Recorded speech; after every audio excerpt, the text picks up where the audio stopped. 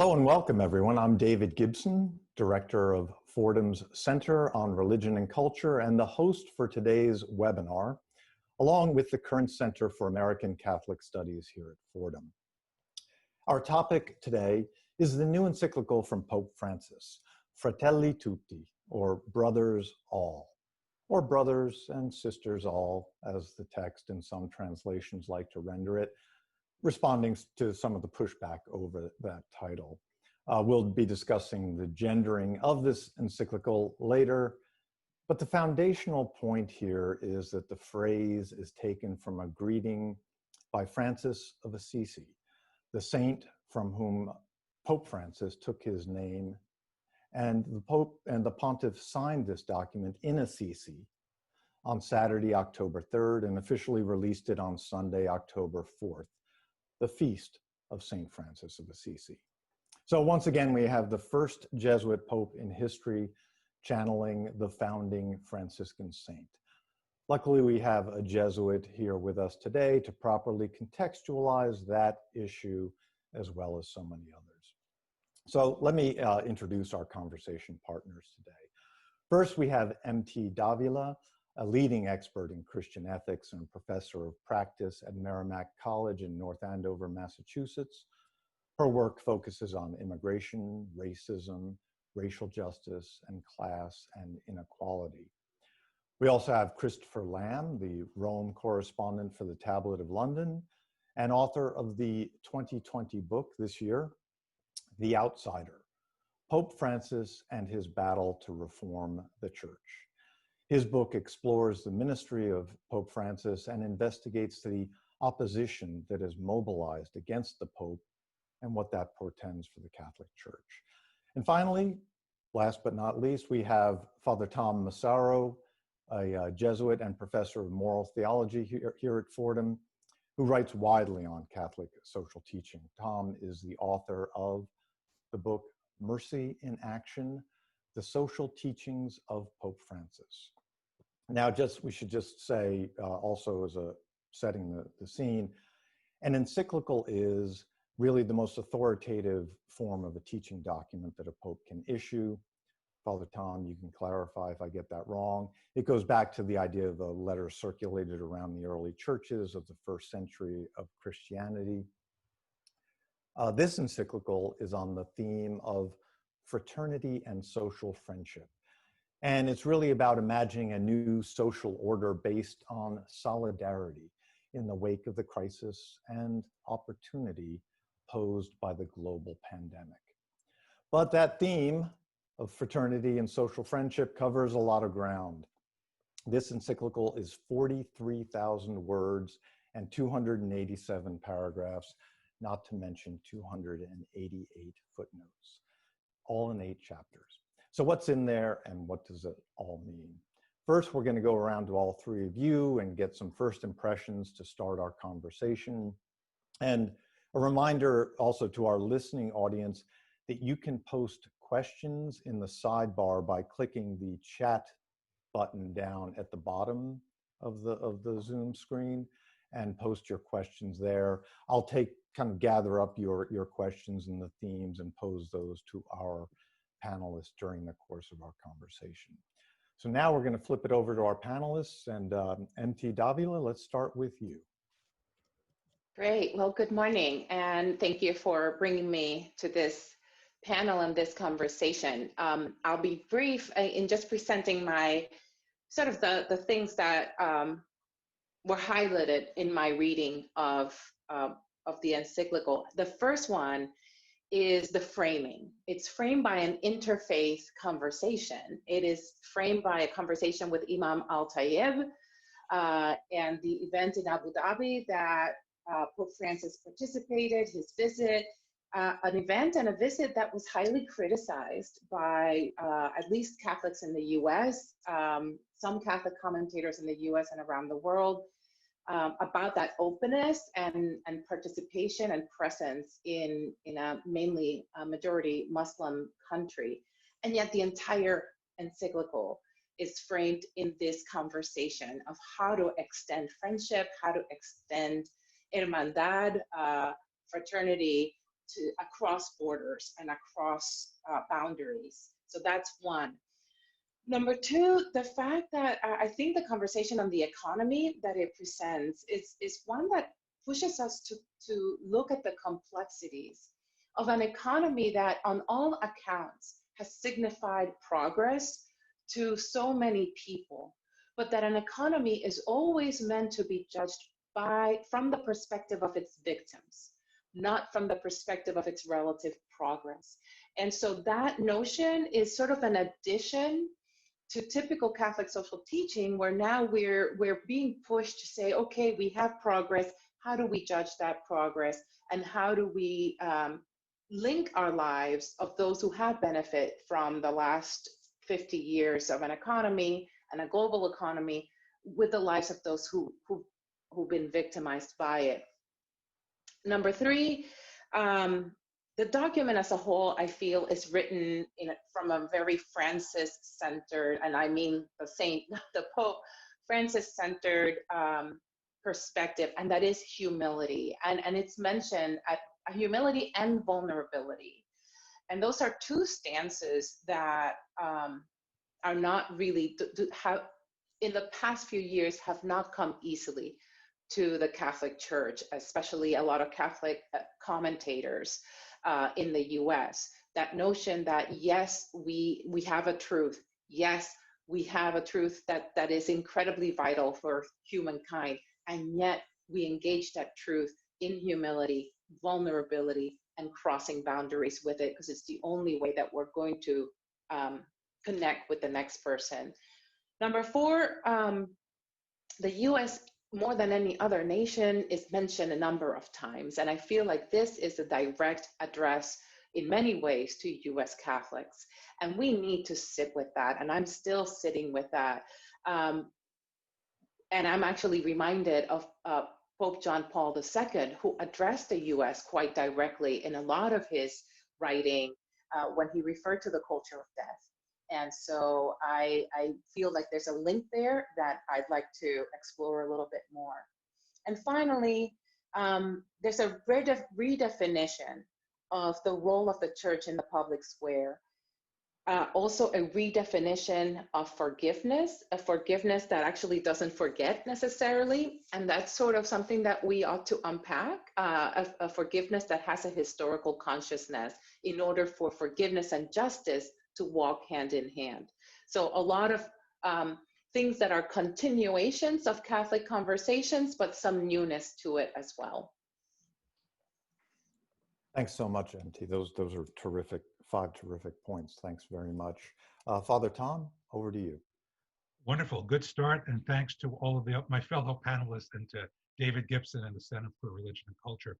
Well, as David said at the beginning, an encyclical is a very solemn and authoritative type of document. So popes don't mess around. They put important messages, and I would say that Pope Francis has a knack for urgency, invoking a rhetoric or a message of urgency, and that's certainly here. And it's unusual for any of us, if we have an urgent message, to use 43,000 words to do it, but he pulled it off, and it's all worth reading. So what does he say in these 8 chapters and 43,000 words? He really is concerned, he's worried that we're losing our sense of oneness as a human family, that we're fractured, we're divided, our world is characterized by fragmentization and polarization, and this, basically in a nutshell, is against the benevolent will of God. So that kind of explains the title of the first chapter, which is Dark Clouds Over a Closed World. Now, even before the coronavirus hit, Pope Francis, by his own words, says he had started writing this encyclical. So he's thinking about the virus, the pandemic, but he's also thinking about deeper trends, human relationships. So he pivots to this message. We need to use this opportunity as the pandemic hopefully subsides and ends to come together, reaggregate, if you will, in a post-pandemic world, and to get rid of the negative sides, the exploitation, the violence, the exclusion, especially an economy that hurts the vulnerable. This is a kairos moment, a special kind of moment that's favorable for change, for deep reforms. The world needs healing. The title of chapter 7 of this encyclical is Paths of Renewed Encounter. That's really at the heart of Pope Francis's hopes, ending business as usual, beginning to really encounter others, treasuring other people as partners, not as to demonize them or to treat them as competitors. Francis is convinced that we can do better if we apply commitment and effort. Now, as I go through, anytime an encyclical comes out, I compile a list of what the Pope is posturing in favor of and what he's saying that he's against. So here, I'll give you the top 5 of my list. And what's interesting about this encyclical is the positives and the negatives, the pros and the cons that Pope Francis wants to take a position on often go by the same names. So we have to pay attention to the words. So here's what I have in mind. I'll give you 5. First, he treats globalization, okay? But he reminds us that there is a benign form of globalization when it brings people together, integrating our economy, etc. But there's also a negative kind, a malignant kind of globalization when people are homogenized, the cultural imperialism, and it homogenizes the world cultures.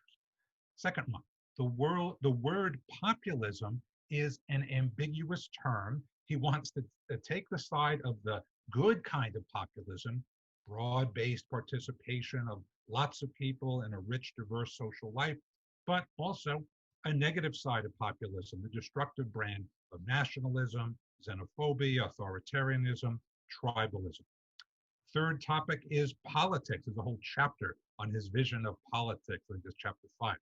It is a good thing when people use politics or political office to promote the common good. He says politics is a noble vocation, as is business. But there's a pernicious side when it's characterized by self-interest, lust for power, etc. Fourth item, and this is more familiar to readers of Catholic social teaching documents, private property. It's certainly good. It promotes human dignity, gives us power and rights, but it is a negative thing when it's corrupted when we think of it as absolute in extent with no limits.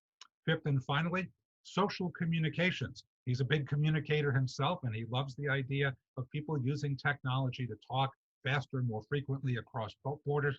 But social communication is bad when it's a social media dominated world. He even has the rare mention in any papal writing of the phrase frenetic texting. He actually mentioned that in Amoris Laetitia 3 or 4 years ago. So those are the 5 things. The same name has a good side and a bad side. Final comment on some potential criticisms of Fratelli Tutti. Well, you can accuse it of what all Catholic social teaching documents are accused of, which is it's long on diagnosis, short on prescription. In other words, it's long on moralizing and exhortation, what the problem is, but it doesn't give us enough hints for everyone's satisfaction on how to implement these ideas, to put them into practice. In other words, a lot of head and maybe a heart, but not enough hands. What should we do to get beyond paralysis by analysis? So I think I find in these 8 chapters some really good calls to action.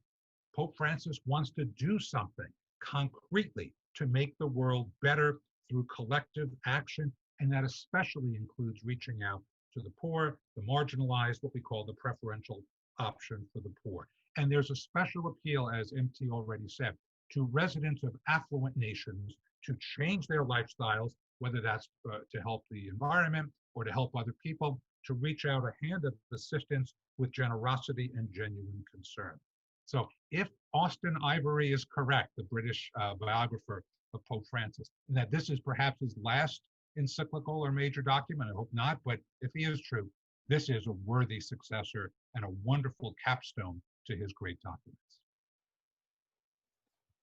Father Tom, thanks so much. That was terrific. Now over to Christopher Lamb. You're speaking to us from London, Chris, but you were there in Assisi when the Pope signed the document on October 3rd at the tomb of Saint Francis. Yes, that's right. And thank you for this invitation and to be part of this discussion.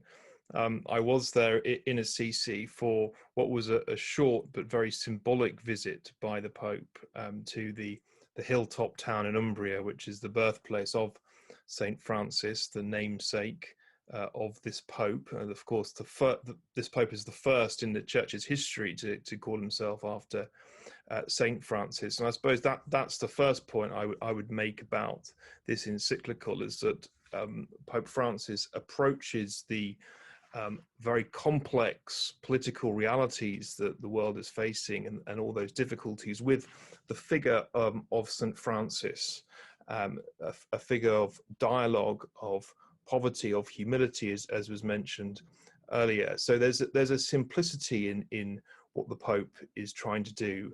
So he comes forward to this political situation that the world is facing with St. Francis and the parable of the Good Samaritan. I think those things are quite significant, because he's really coming forward with a non-ideological approach.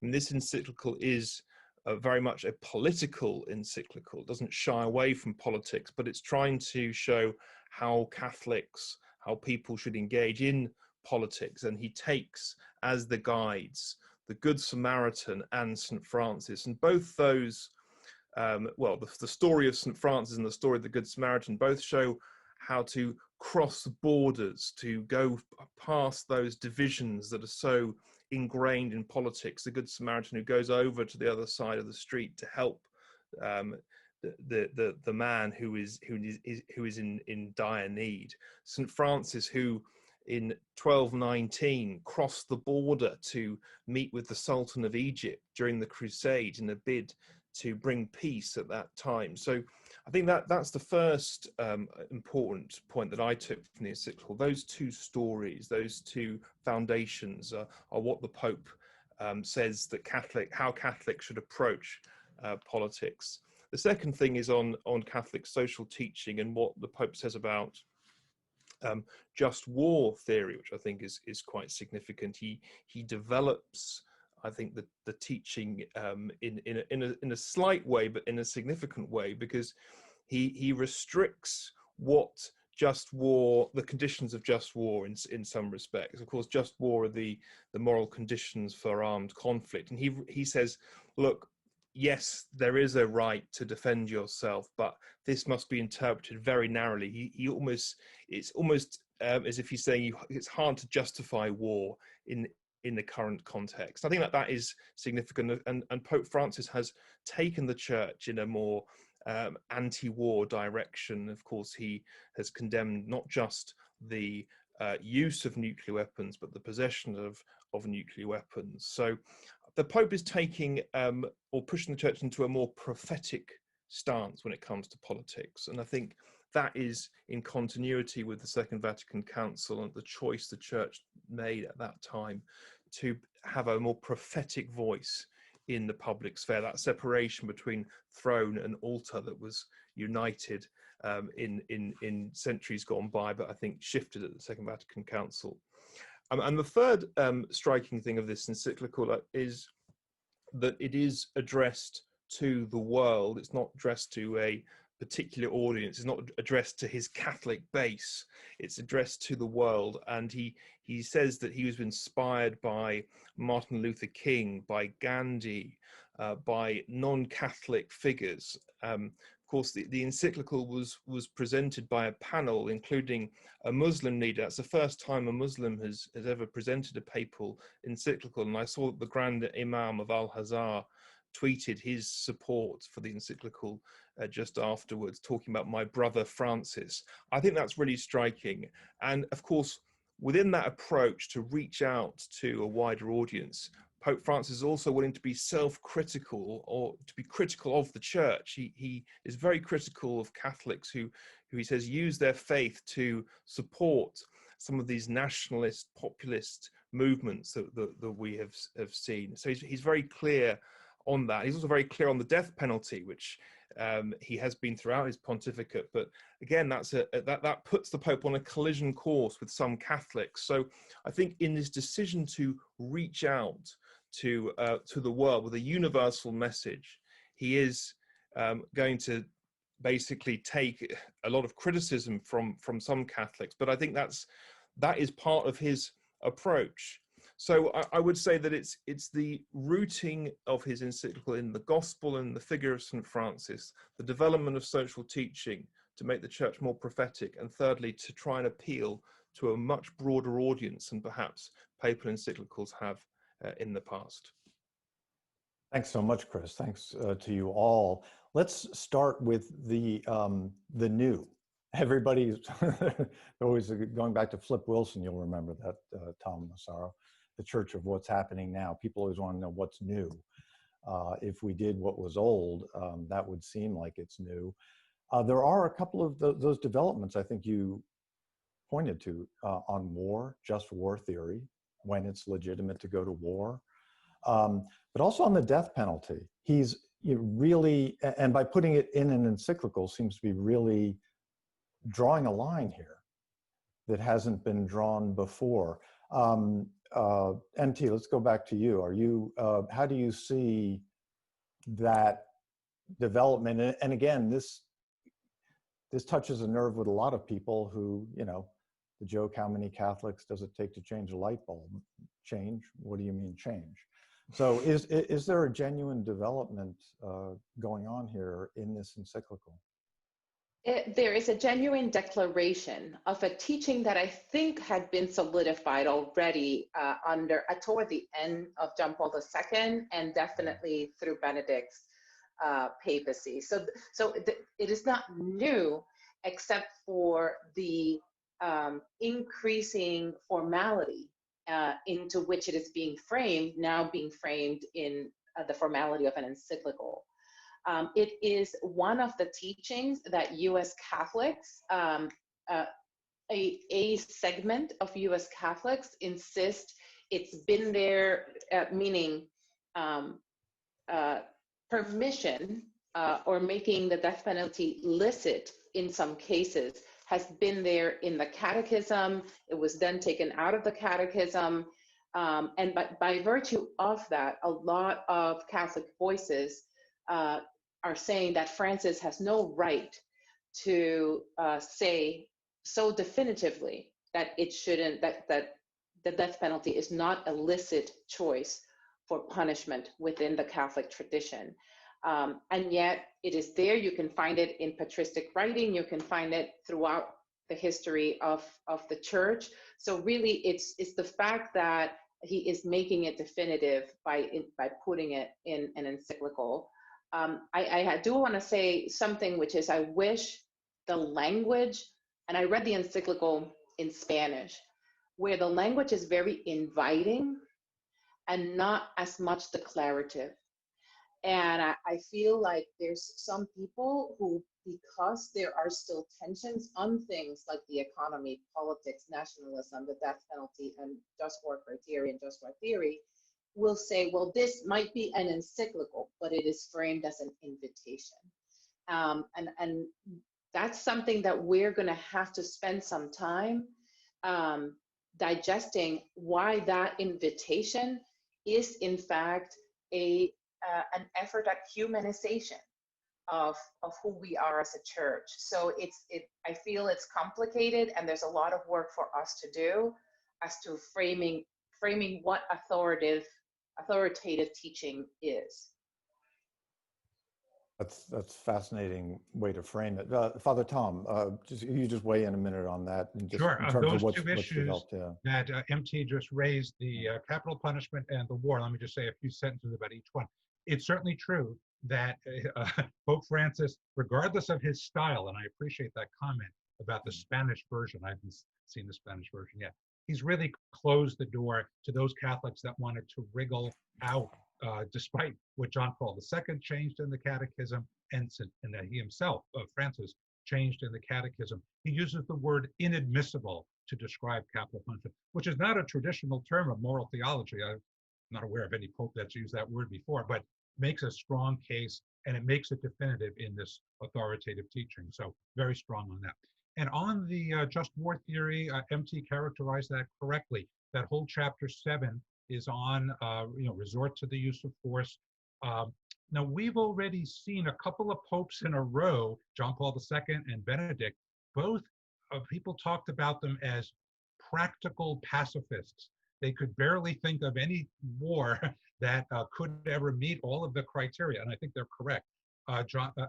Francis is even further down that road of words of praise time and time again for nonviolent, creative, kind of just peacemaking approaches rather than simply just war. So I see this as a continuation. He brought together in that chapter of the encyclical many things he said before about peace, and makes it even more urgent that we not go back to thinly veiled excuses to use the just war theory to justify whatever we want to do. By the way, this semester I'm teaching a course to the Fordham undergrads called Theologies of Peace. And it's a senior value seminar. So I have these really good, very smart seniors at Fordham chewing over the arguments about just war and pacifism. So I'm going to bring this right into their next lesson plan. Well, I think you can also bring the stuff about social communications in there. That sort of hit home to those of us who spend too much time on social media. And Chris, the original language, this was written in Spanish, I believe, is the original language, right? I think some of the traditionalists were upset that there has yet been no Latin version of this encyclical. Take off, you're muted, Chris. Yeah. Sorry.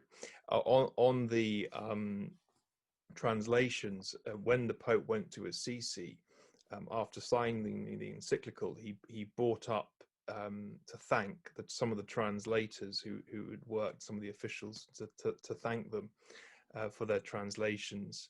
And it has been translated into lots of different languages, including Arabic, not yet Latin, as you say. But on the English translation, there has been some criticism of the English translation.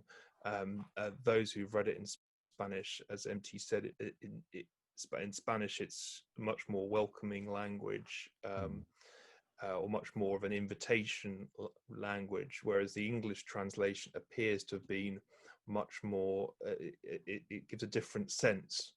And I think that's a question around Vatican translations and translations into English.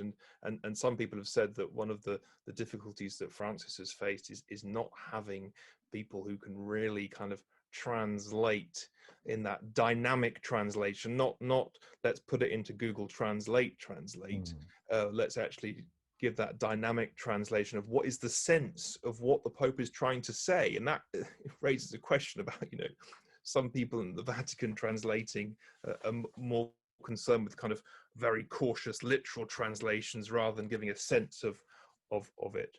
But I also think that another important point in the encyclical is the stuff on social media as well, which you mentioned, and that I think is really important, that how to overcome the divisiveness in social media. I don't think there's been an encyclical that's really looked at this question before. The just sitting with this issue of language, which I think is also a powerful thing as relates to Catholic social teaching and encyclical authority. This Pope has always struck me as part of his reform, part of what he's doing is the way he speaks, the tenor he speaks, and the language he uses. This very colloquial thing, and that's also, it's been so appealing to real people. But it's also made it easier to dismiss. Like a lot of people say, oh, he said that in a press conference on the plane, or he put that in an exhortation. MT, you noted it's an exhortative tone almost to this, yet it's an encyclical. And in a sense, when we're talking about what's new, if you followed Pope Francis, there's not a lot that's new. He cites himself, I think, more than any other Pope ever has in an encyclical. And maybe this has to do with, again, his legacy building, is the fact that he's put so much of what he said before now in an authoritative document like this. Is that a critical issue here? MT, you can, yeah. I would say it is, and it cannot be read alone. You have to read this with Evangelii Gaudium sort of as an umbrella for this papacy. Even, I mentioned earlier the issue of the role of the church, and he actually talks about the role of the church, not about its preaching, not even about its sacraments, which most Catholic social teaching ends up having a conversation about what the tools and the rituals of the church that it has at hand, so the sacraments, preaching, the word of God, etc. It usually includes some of that. This doesn't. This talks about the church as being an agent for the common good. So already a very social and public and political role for the church. One that is dedicated to integral development, which is such a key term of, say, John Paul II's papacy and moving forward in Catholic social teaching. A home among homes, and now that's my translation because I have it written in my notes in Spanish, but this notion that it is a home without borders, that the church ought to be a home of open doors, a home without borders, even an outdoor home. And that goes to his image of field hospital that he lays out in Evangelii Gaudium. So you've got to read this and Laudato Si, both of those encyclicals, in light of his approach and his vision, his ecclesial vision as laid out in Evangelii Gaudium. Yeah, and I would just, two things, to encourage people to post any questions for our panelists in the sidebar, chat sidebar, just hit the chat button at the bottom. It's also interesting, again, he just doesn't seem to speak in that kind of top-down manner. This is, he issued, this is his third encyclical in 8 years, almost 8 years, 7 years. His first one was really written largely by Benedict XVI, issued a few months after his election in 2013. Evangelium Gaudium as an exhortation. His Laudato Si on the climate and social justice and the environment was really his first. 5 years later, we now have this other encyclical. He just doesn't seem to speak or be concerned with speaking in that kind of authoritative register. So that does seem interesting. I do want to hit on the topic of the title, which has been out there, and I don't want to dismiss it because there's been a lot of debate. Fratelli Tutti. It's a verbatim phrase taken from Saint Francis. Nobody wanted to change the saint's words, and yet many people found it, many women and many other commentators, especially in the Anglo-Saxon world, found it very off-putting. Tom Massaro, how did you view it? And the other reality is that no women were cited in this document. So there does seem to be a content issue here. I've been a proponent of more inclusive language in church documents for many years. My students over the years have said, well, we know, move on. But I don't want us to ever drop the real necessity, because words do have consequences. So I don't give Pope Francis a pass for failing to include women's voices, even among the kind of checklist of people that he thanks at the end for inspiration, Martin Luther King and Gandhi among them. But I won't fault him for that title itself, because after all, he's quoting a phrase of Saint Francis, and you can't really alter a phrase from the 13th century and still be responsible to your sources. So yes, I certainly wish more women's voices were heard, and there were more mentions of issues that are close to the heart of women around the world, especially in their vulnerabilities. But the title, I'm going to give him a pass on that one. MT, do you have any thoughts on the gendering of this title here? Yes, I was precisely for the reasons that Father Massaro said. Carmen Nanco Fernandez had a great explanation of the context, specifically the context in sort of plague-ridden Assisi and northern Italy, where people started using this phrase to refer to all who were wounded, all who were, there were great wars, great pains. And so the churches themselves were being used as field hospitals. And she goes on to explain that people latched onto Francis's words in order to express the brotherhood, the siblinghood of all who came in, regardless of which side they were on in this catastrophe that they were living in. So the title itself isn't worrisome. Once you get into the footnotes and then the exemplars that are placed at the end, that is painful. There's no other word for that.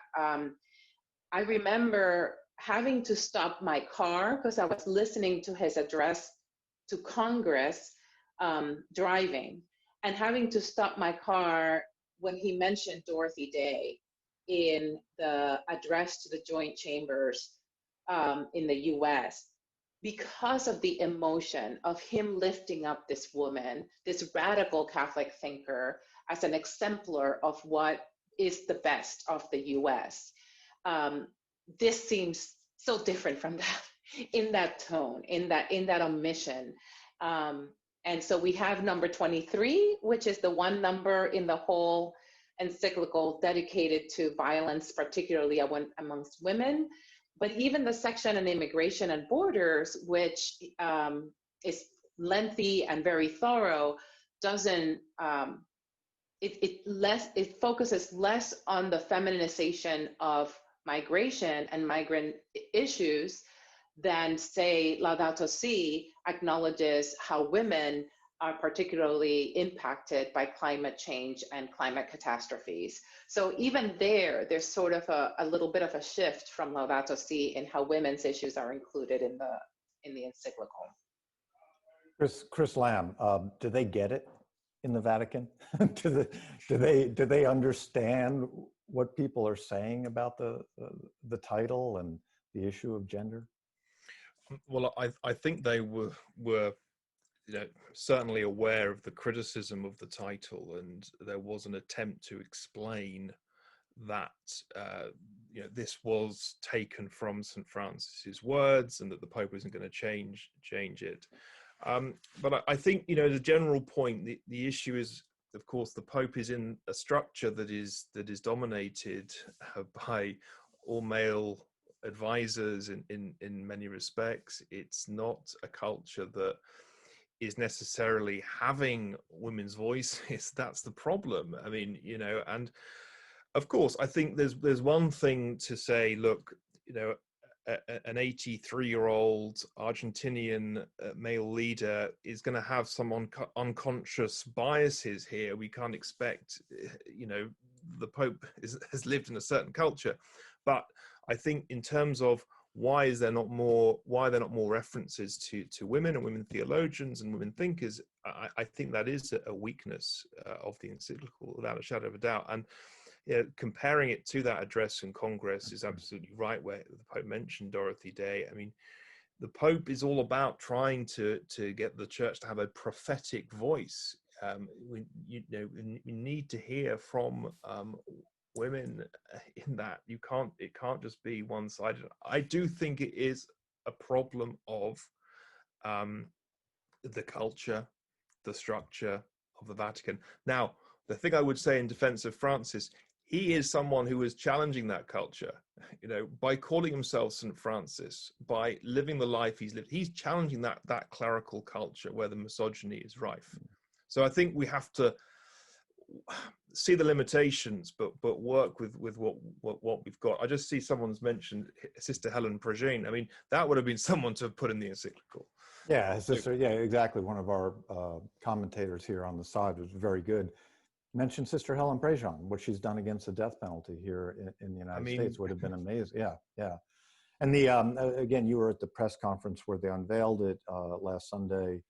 Anna Rowland from the UK did make a good point, seemed to me, about, look, this whole issue shows the need for dialogue within the church. This is such a ad extra, it seems. I think a number of people did note that this is a wonderful document to the world, but it doesn't speak as much. MT, you spoke about the humility that's there, but maybe some more direct self-criticism of the church or application of this message to the church. One thing I want to bring up is also a number of people are talking about, which is a very especially in the American context, because there's so many neuralgic issues that are raised here. This issue of the universal destination of goods, a very theological term. Maybe Father Tom, can you just explain that, and what does that mean, and why is that important in the context of this encyclical? Sure, and that's been a constant teaching of Catholic social thought since Pope Leo XIII and the Industrial Revolution in the 1890s. So the idea that God created the world as a common gift to all, and that it's up to us to use our institutions, government, private property, etc., to make sure that everyone has a sufficiency of goods. What makes this different from socialism, of course, Catholic social teaching is always being accused of being too close to communism or socialism. What makes it different is that we hang those moral obligations to share the wealth on a narrative of God. It's a theological narrative, our vision of or cosmology. God created the world for all as a common gift with a destination that is common as well. And so our act of appropriating these goods to our own benefit, building up private property, even hoarding it, and we hear Jesus denouncing that. It's a theological thing. It's not an ideological thing. Pope Francis knows all these arguments. They're old, venerable arguments. He doesn't rehash them at great length, but he makes the point that the wealthy do have an obligation to the poor. And the greatest gift, that he says this several times, is not, he has this funny phrase, welfare projects. He used that in Evangelii Gaudium. Those are only temporary short-term fixes for the great inequality. What we really need to do is to share opportunities and to provide both educational and job opportunities to those who have less. So I think he covers the ground very well on that score without dwelling on what amounts to a century and a half debate. And this raises the question, I mean, he uses, let's stick with this issue of economics and capitalism. He's, again, powerful language, stuff he said before, and things that are in keeping, it seems, with the Catholic tradition, but the language he uses he uses phrases like trickle-down economics, something that is a cherished doctrine here in the United States, you might say, but he goes right at that. How do you all think this is going to land? Two contexts here in the United States, in the American Church, which has been, as Chris Lamb has written in his book, kind of a beachhead for opposition to Pope Francis, in the American Church, and in the midst of this election, which really, again, you seem to have two visions out there. One of the solidarity, the common good, such a contested phrase, and real rabid individualism. MT, how do you see this being received, as we say? From what I've seen so far, and we've yet to see all the different ways that is received, so far I have not seen the sort of reactionary responses like we had to Centesimus Annus, for example, when John Paul II sort of put a critique of both socialism and capitalism. And so people responded quite stridently about this. But I think that a lot of people are seeing, the responses I'm seeing now are that this does look like socialism to them. And they're having a hard time being able to envision different forms of capitalism. And that's one of the pieces that I feel is more important to me from this encyclical, is that invitation to imagine an alternative way of doing a capitalist society, an alternative way to imagine doing a society that cares for its most vulnerable, but also takes progress seriously. He is not advocating for a government takeover of the economy in anywhere in the encyclical. But I think the reactions I'm seeing for that economic piece is that to them, that sounds, what he's suggesting sounds too much like socialism, and especially when the current political climate in the US has been one where that's been the voodoo, the word that's being used to launch at particular politicians who speak either about universal health care, state-sponsored health care, and other measures for relief from the pandemic and things like that. That seems to be the boogeyman. That's the straw man, right? To call your opponent a socialist. So it becomes in the US almost a framework that's impossible to talk about without making it partisanship. And that's why that prior move that Francis makes of imagination, at one point at the beginning, he says how beautiful it would be to dream together, or how beautiful it would be, again, my own translation here, because I haven't read the English, but how beautiful it is when we all imagine and dream together.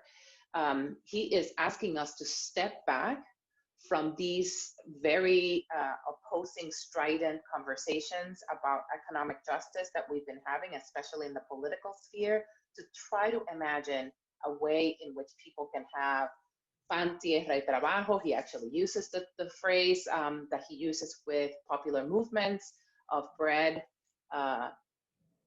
roof or housing, and land as the central criteria for a just and fair economy. Chris, you've literally written the book on this. How do you expect this to land in the U.S. and parts of Europe? His blasts on his prescriptions, fairly prescriptive on the economy. His blast against nationalism and this bad version of populism. How do you think that's going to land here in the U.S. and elsewhere?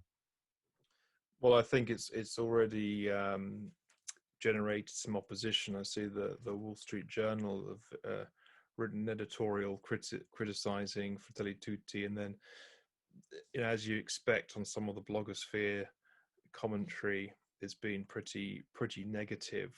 So, yeah, I think there's going to be a negative reaction to it, and there will be people who will feel very challenged by it. I mean, I do think, though, it's going to challenge not just in the US, it will challenge people, on his doorstep in Italy, where there is a very strong nationalist populist movement going on. And I mean, I think the point about the capitalism is he also critiques liberalism. So he critiques capitalism, he also critiques liberalism, which he says doesn't offer the shared narratives.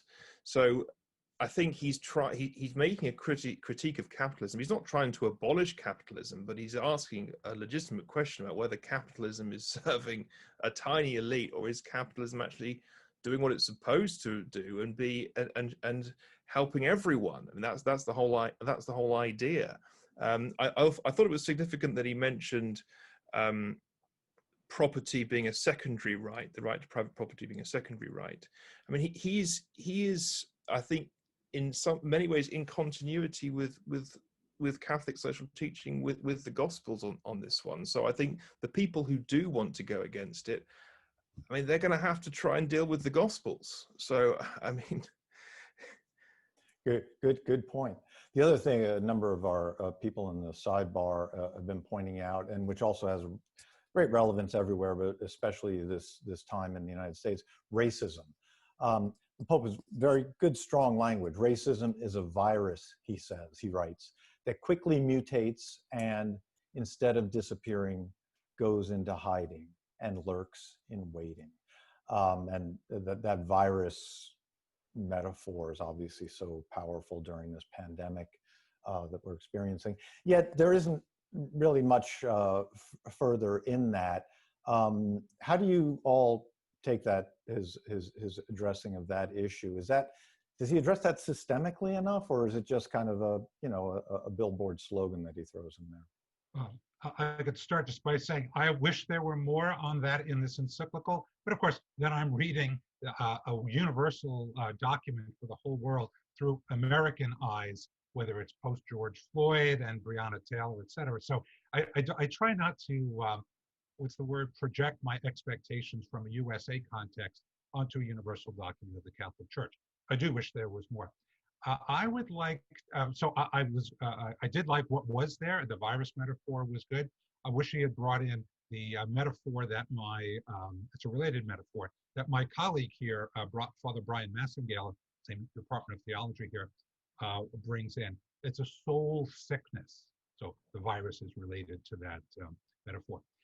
I think of Pope Francis's tendency, this is a helpful tendency, to, it's almost a verbal tick though. He talks about the culture of this or that, and there's positive and negatives. So the three cultures that I think are related to racism, he talks about the culture of inclusion, the culture of accompaniment, and most prominently in this document, the culture of encounter. So those of us who are white, have we really thought about the culture of encounter, walking with our fellow citizens, fellow brothers and sisters of humankind, who have a different color skin and a different historical experience of much greater discrimination and disproportionate burden, including from this virus, from this pandemic. So I think Francis gives us lots of tools, lots of phrases. We have to kind of connect the dots for our US context on racism. I'm going to push a little more on that. I think there is an outline there for how to move forward on race relations. And I think it's his section on forgiveness. By very clearly saying you cannot have forgiveness that doesn't take history into account. I felt that as a vindication of the Black Lives Matter movement, frankly, who is currently in the US, a movement that is trying to make the US wrestle with its history, both its 300 plus year history with respect to slavery and its impact, but also its history in the past 15, 20 years with respect to the summary execution of Black and brown bodies on the streets. So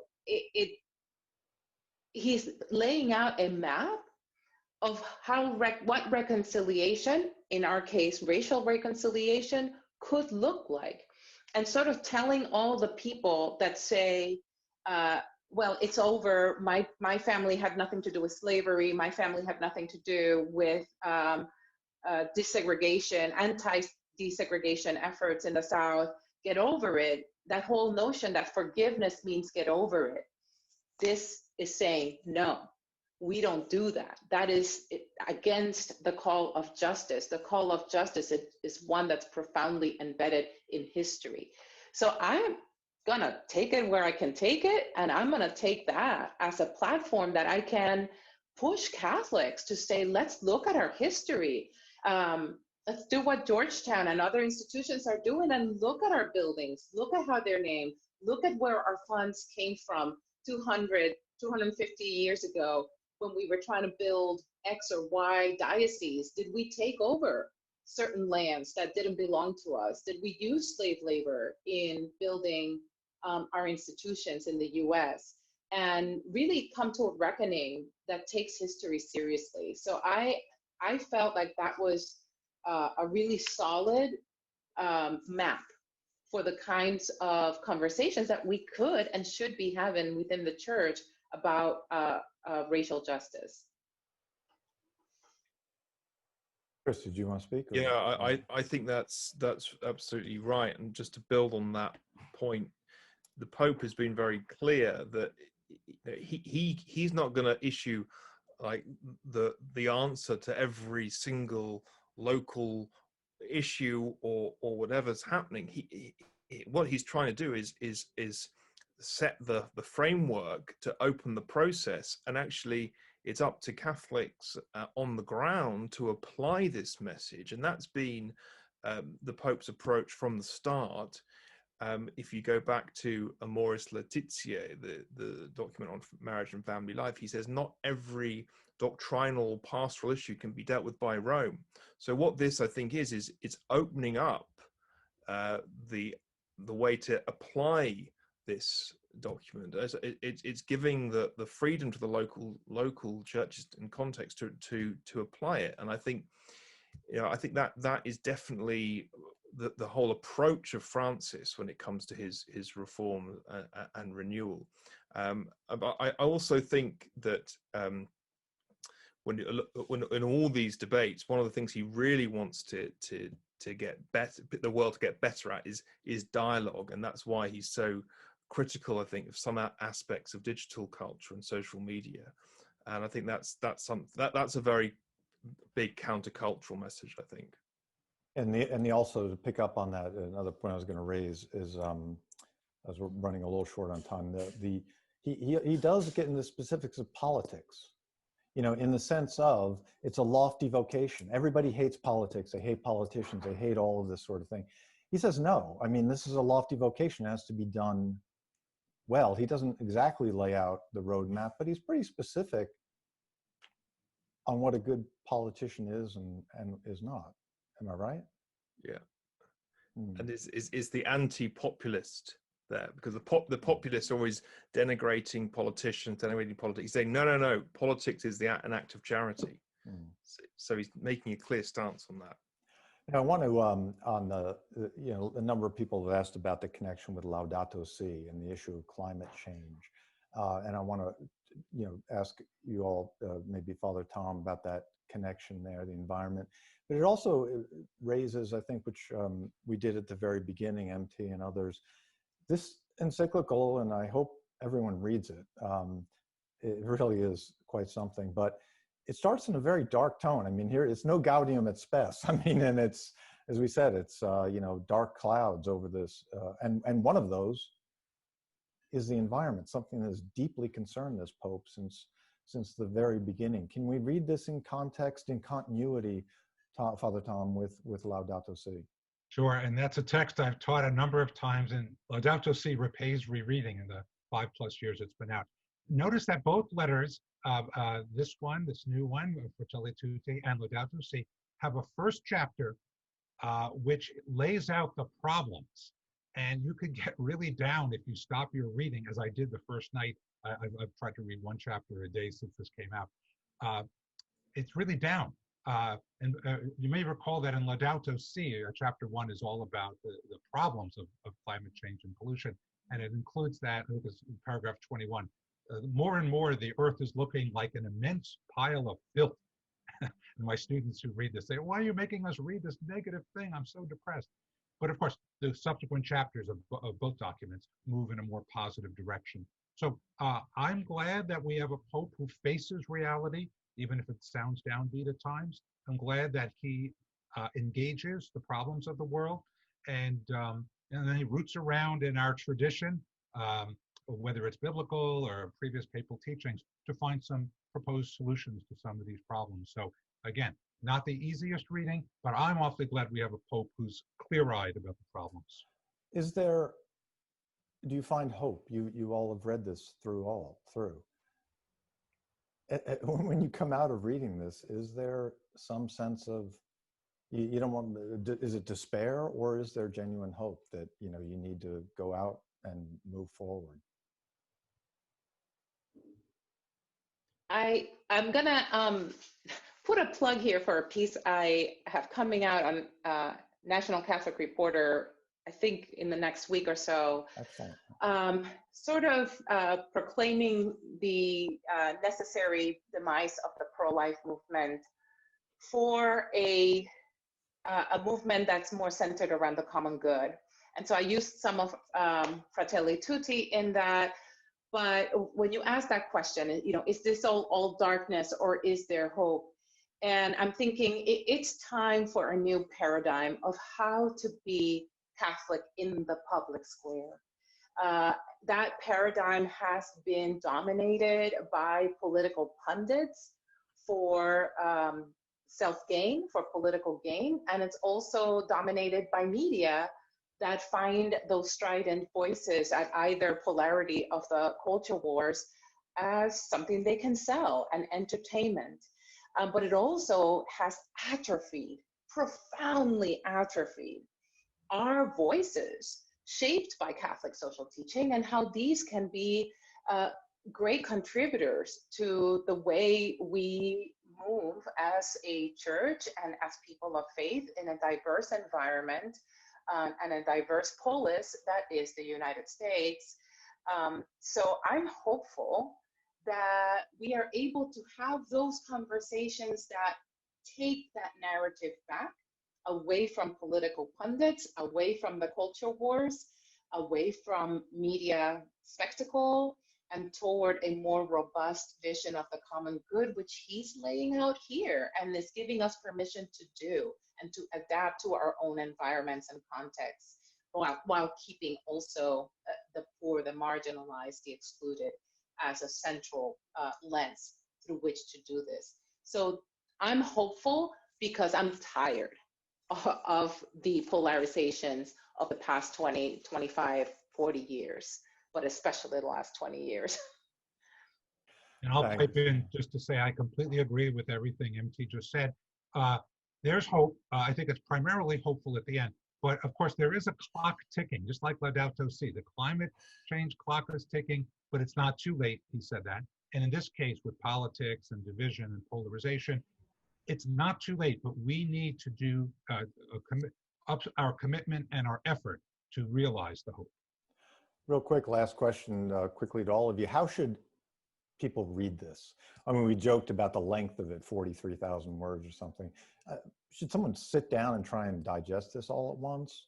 How do you, if you're not a professional Catholic like all of us here, what's the best way to read a papal encyclical? Chris, how do you do it? I read it as quickly as I could so I could write my piece.